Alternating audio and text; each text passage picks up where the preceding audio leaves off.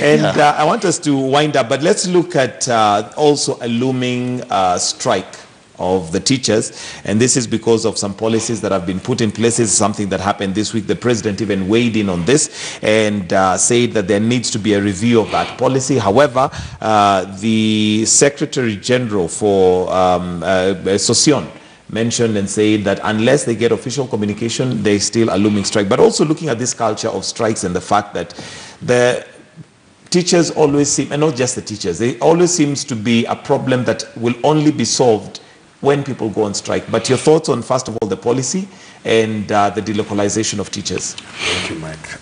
Please allow me to make a quick comment on the corruption. On corruption, issue. Okay. One of the things is that I said I'm an optimist, and right now we see the public mood in terms of supporting the fight against corruption. We are making progress. The president a while back had asked the nation and the people, what do you want me to do? But right now we have seen the executive has taken charge and lead in the fight against corruption. But I said also parliament seems to be the weak link, especially in the fight against corruption, especially around the sugar issue and the bribery that we saw. The other thing is that judiciary must also play its part. I was discouraged to see when, you know, the cases for NYS2 were postponed. They said they would be dealt with from January. And yet the Chief Justice had given an undertaking and said that they would try and fast track the cases, you know, corruption-related cases. So that I think it is important that all agencies charged with this responsibility would play their role. Now, on the issue of strikes, there's something that we have seen consistently, that when you're approaching third term, and approaching exams, that is when NAT decides to call for national strikes. Why? What is at stake? Exams. And I think it is irresponsible. Partly, of course, as a union, you may want to, you know, this is the best time to put pressure because you know the government is likely to cave in. But I think it's irresponsible in the sense that it creates uncertainty for the students when they are trying to prepare for exams. It creates uncertainty for the teachers who are also trying to prepare students for the exam. There has to be a better way. Now, the president yesterday indicated, you know, or at least demonstrated goodwill in the sense of listening to the grievances or the issues that the teachers have been raising on the issue of delocalization. One of the things that has been happening with the Ministry of Education consistently is, let me call them roadside declarations. Whenever an issue happens, there is a fire.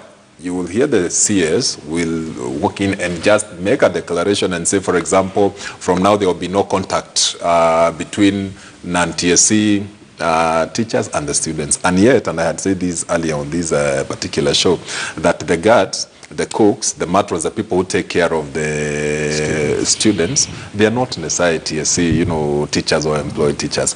So you'll find that we come up with policy. So delocalization was again one of those things that the, you know, the former CS said that you'll be transferred, you know, from, you cannot be a principal in the area, you know, region that you come from. The other thing is we had that school transport, you know, the buses cannot be on the road. You know, they're only supposed to be on the road between 6 a.m. and 10 p.m. Then something happens and then you say now it's from 6 a.m. to 6 p.m. And that yet, you know, with the traffic jams in Nairobi, occasionally people will be stuck in traffic beyond 6 p.m. What has been lacking is, number one, enough consultation between the different stakeholders on issues affecting the education sector. And there are quite a number of stakeholders. It's the teachers, it's the pupils, it's the parents, it's the government, it's the civil society organizations that are involved in this, it's the churches, it's the different groups that are running schools. So more consultation around that. The second thing is to ensure that before you make those declarations that end up becoming policy, again there is understanding and consensus around these issues, so that you don't say something and the unions now react in a different way and the next thing that we hear is that a strike is on the way. And we always know how strikes disrupt the learning process. Okay, Mheshimiwa, as we wind up your closing comments, but if you want to weigh in on the teachers issue, then I'll come to you, Nerima, with your closing comments as well. Yeah, I think I want to support Daktari because especially I'll concentrate on the delocalization. You know, Kenya, schools don't have good infrastructure, especially those that house teachers. Therefore, when you say that you'll take a teacher from maybe a village in Kisumu, in Siaya, and you're taking that teacher to another village in Samburu, and the school doesn't have even a fence, it doesn't have a teacher's house, it doesn't have the necessary infrastructure.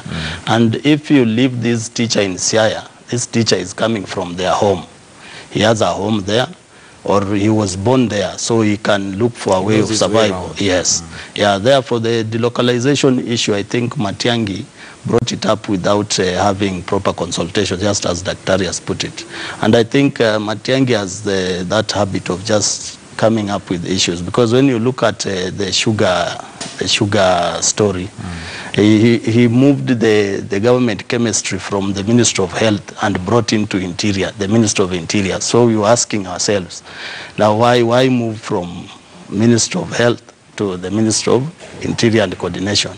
And therefore, I think the best is we have a proper consultation, and then all stakeholders, as he has put it, are brought on board, so that we have a decision that we know these are the pros and the cons. With all the stakeholders, of course, exactly. Yeah. Okay. And then my final comment, you know, I'm a member of parliament, and people will be surprised why I'm not commenting on the issue of sugar report. Yes. I come from the sugar belt. Especially with 10,000 shillings having compromised apart from what we are told. Exactly. I think it was so sad that my fellow MPs, somebody got into parliament and he was dishing some small money. And no MPs they all denied. And the money kind of made them to shoot down a very good report that would have helped the sugar problem in Kenya. And 2 days ago, I addressed the media, and I was calling on the president to form a commission of inquiry, where we look into the matters in a very respectable and constructive way. Okay. Because a judicial commission of inquiry, even the president can get even a Supreme Court judge to be the chairman, or he gets even somebody like the way they got Kriegler to be the charge in charge of that commission of inquiry, where that commission of inquiry will call every suspect, give recommendations, and those recommendations can now be looked into. All right, and again, we task you with the responsibility of going to talk to your fellow members of parliament, and as you're having your tea, please let them know that Kenyans are not impressed at all. I'm sure they know, but just to have a genuine conversation that this needs to change. Nerima Wako, your closing comments. I think that there are more deep-seated issues as we're talking about our teachers, because for